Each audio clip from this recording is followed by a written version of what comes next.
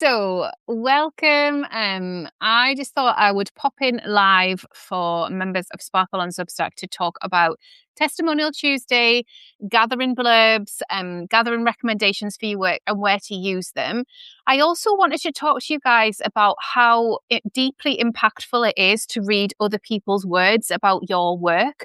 So this is the piece of audience alchemy that I teach on. I've got a new live program all about it that's nearly wrapped up. That's been beautiful. But the audience alchemy is you reading something that somebody else has commented or a blurb inside of recommendations that really speaks to you and the reason that you started to do the writing or the work that you wanted to do. So that's what that piece is about. And so sometimes somebody writes something so beautiful about our work, that it can make us cry, it can make us fill up, it can make us just feel really grateful that they have witnessed our work in the way that they have. And that really is the audience alchemy piece. They wouldn't necessarily write that without we asked for it. So sometimes we have to do the direct ask. Other times, like they have been deeply impacted over a larger amount of time. So like through nurture. But I think the reason that I wanted to do Testimonial Tuesday inside of Sparkle and Substack was just to remind you guys that it's a really beautiful practice to read your testimonials folder, to reach out and ask for kind words, to ask for testimonials through the recommendations tool on Substack. And I wish it was a tiny bit easier, but it is relatively easy if somebody understands Substack. So the last video that I did on Friday was about the welcome page. And so on the welcome page, we have the opportunity to add 3 recommendation blurbs underneath our welcome where people sign up to our Substack. You can also take these and add them to your about page, add them in your hero post, share them in as a Canva tiles and put them over on your social media and things like that. When you are gathering all of those testimonials and really leaning into how people are describing your work, there are usually some words in there that you might not have used yourself to describe your work. And this is what I really love about it. So I was just writing a blog post about this, and one of the paid subscriber notes that I pulled up. So if you've got paid subscriptions turned on, you'll know that when you get a paid subscriber note, it's like the nicest thing. Sometimes those people really know our work and have decided to pay. So somebody, Nan, she's called, she does design and stuff on Substack. She had written on this paid subscriber note, "You are an absolute delight." And that's just like the nicest thing to read. So I have a folder on my desktop called wins and kind words and testimonials, and everything goes in there. So like all the good stuff. So that on the sad days, on the days where I have imposter syndrome, on the days where things feel difficult or somebody's stolen something again, whatever it is, I can just go into there and I can read through them all. I also have a system of adding them across my business ecosystem as well. But just for today, if you can get into the habit of it being Tuesday, where can I read kind words about my work? Have I had any comments that I want to screenshot? Do I want to go into recommendations on Substack? And I'll show you how to do that in a second and read some there. Do I want to send any out into the ether and do that for people? It can be really nice to just have a note in your diary to do this at the start of every month. So you start off your month with a beautiful, clean intention that really connects you to the people who are showing up for you. It's a really, really beautiful practice. The recommendations feature within Substack is very unique to Substack, and it means that you get something really tangible from the people that are reading your work. So it's gorgeous. Okay, good. There's a few of you popping in. Lovely. So if I go ahead and share my screen, if you're on mobile, it's gonna sort of cut off here, but the recorded version goes full length. And so when I save this and you go into live chats and membership, it'll be in both of those places. You'll be able to see the full screen share. I'm doing it this way round to test it because ordinarily I would only screen share inside of the membership or inside of, YouTube tutorials and things like that. But I'm testing it out and it's working quite well. So I will go ahead and do that. Let me just get the right link for you guys.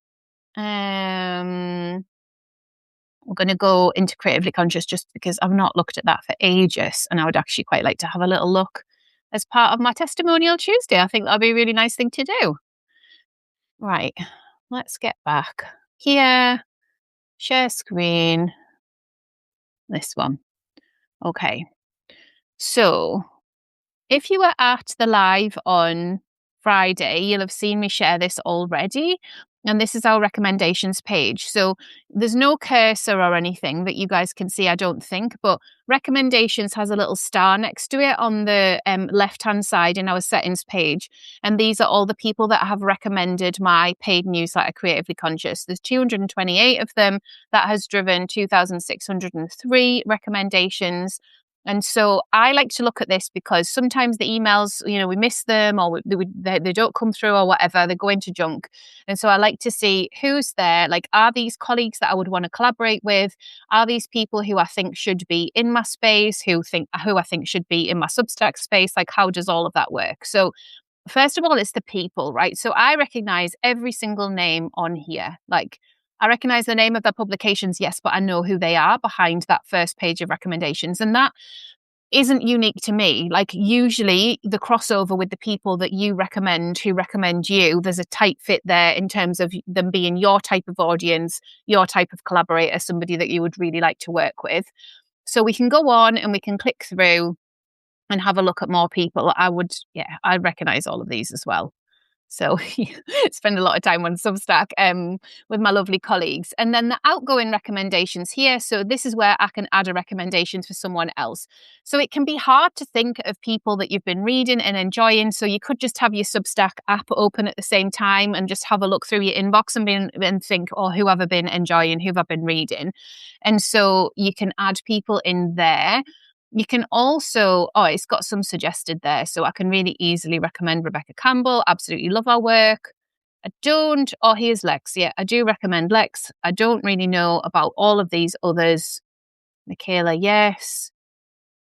Some I would have to give a little bit more reading to know who they are and that I definitely align with their values and all of that sort of stuff. So I have both of these things toggled on. There's my cursor.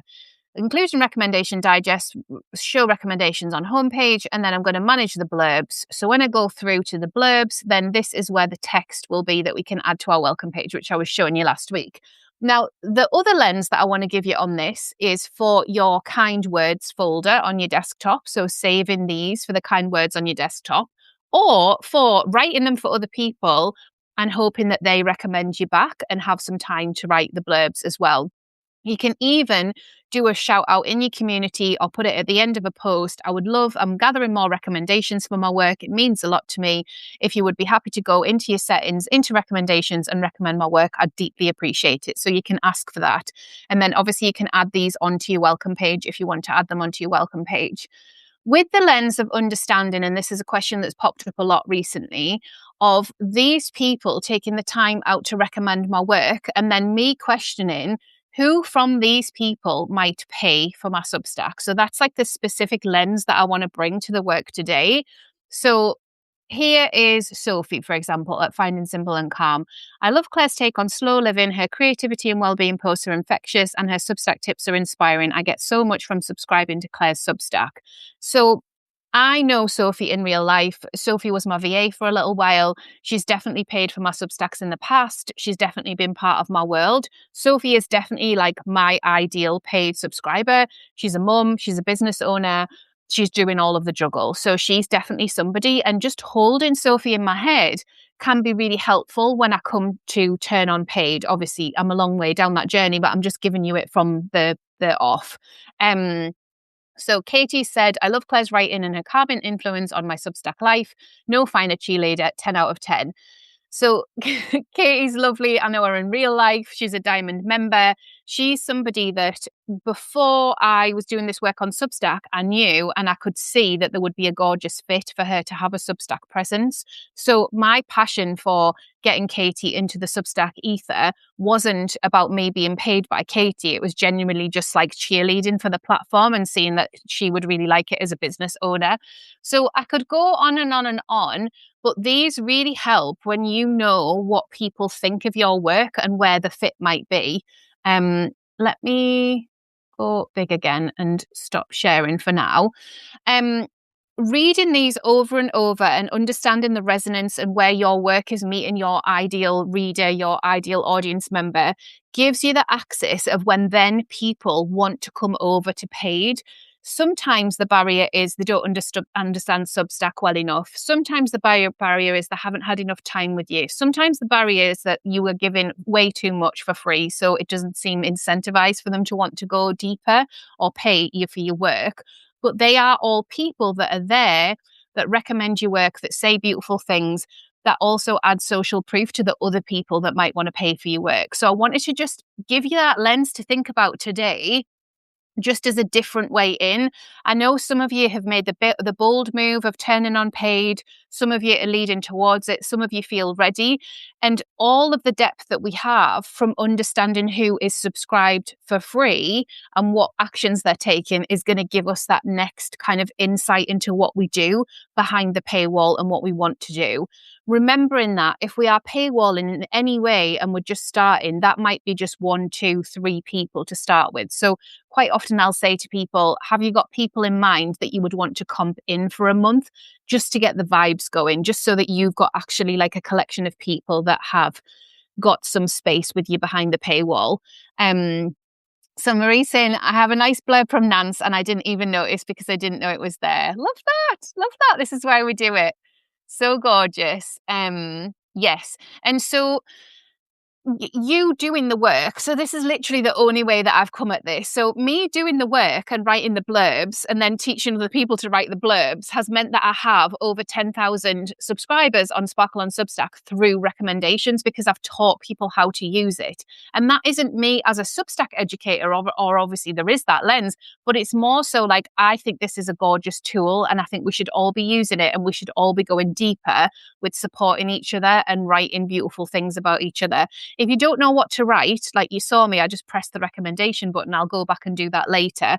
But if you press that button, the person on the other end will get an email. So if you write the blurb at the same time, they should get the blurb included in the email. Substack will email them to tell them that you've done that for them. So that's really beautiful. So are there any questions around that access of more deeply understanding who is a big cheerleader for our work, who really likes our work, and then those people coming over to be paid subscribers, paid members? Remember, we've got the call on Thursday when we're going to go more into the depths of paywalling, the Patreon model, memberships, subscriptions, how that all works. So we can go more into the tech side of it then. This is more the lens of you understanding the people that want to pay and why. Yes, you can comp people, Geraldine. So you can comp people for 30, 90, a year, or forever, I think, or might be 6 months as well. There's a few different options. You go to their profile. So you go subscribers, and then you click on their profile and then the 3 dots, and then it'll give you the option to be able to do that. You can also comp multiple people. So if you've got a filter in mind, if you want to filter by like everybody who, has a 5-star activity rating on your Substack, you're just going to comp them all for a month, and then you email them and say, surprise, guess what? I'm launching paid, and as a thank you for being so engaged in my work, I've given you a 30-day comp. Obviously, no pressure to keep paying, but it's there for you to have and explore around. The main piece, honestly, is people understanding Substack. Like, that is the main barrier, because Substack like to send a lot of emails. Well, they go left field sometimes and confuse people. So people have to understand the ecosystem that you're asking them to be bought into, and you can't over-educate on that. Tell them how to manage their account, is massive. It's just /account on the end of your URL. It's huge. If you can just give them that, tell them that they can pause their subscription, tell them they can cancel anytime. As a business owner, there are other elements to this as well. Like if you've got to send someone a refund, they're going to charge you. So Stripe are going to charge you for that. So, it is you setting up an arm of your business with Substack subscriptions. It's all fun and games, isn't it? Until you get a refund request or a dispute, but those do happen. So just going into it with your eyes wide open. The main thing with a small audience, and why you'll hear people say, Substack used to say themselves, don't turn on paid till you get to 1,000 subscribers, is that there's only a limited number of people that will want to pay. So you understanding that about your own work and not feeling sore if only a handful of people do, if you've got less than 1,000 subscribers, is really important. I still think it's really valuable to to paywall and to, drive intimacy, to drive depth of connection with a smaller list. And I had paid turned on from the off. So my route with it was, well, why not? Like, why not figure it out in real time? Because, I love communicating and I love talking about business and I love experimenting with things. So for me, it felt really easeful. I think that when you are committing to a subscription, it's just about not over promising and not over delivering behind that. So if you're at that cusp moment, definitely come to class on Thursday or catch the replay, because we'll go into more depth around that. So Amelia, the recommendations, I just did a little screen share. I don't know whether you were here for that, but let me do it again so that you've got it. And so it's inside our Substack dashboard, and these are all recommendations and then blurbs that people have left for me over the time that I've been here. Bearing in mind, I've been here since 2022, so this is compounded over time. So this has brought 2,603 subscribers. There's 228 people recommending this Substack. It would be more, but obviously I've split it. So I've got Sparkle on Substack, and this is actually my paid newsletter. So on Sparkle, I've got over 10,000 subscribers from recommendations. Whereas here it's less because it's not my main publication that pulls through from notes. So yeah, they're all here. So it tells you the number of subs that you've received from a person. And then obviously if you recommended them as well, and then you can add recommendations from others for others that you read as well. And then you can manage the blurbs and add blurbs as well. So these are your blurbs. And then I'll just go back actually and show you. No. I don't want to do that like this.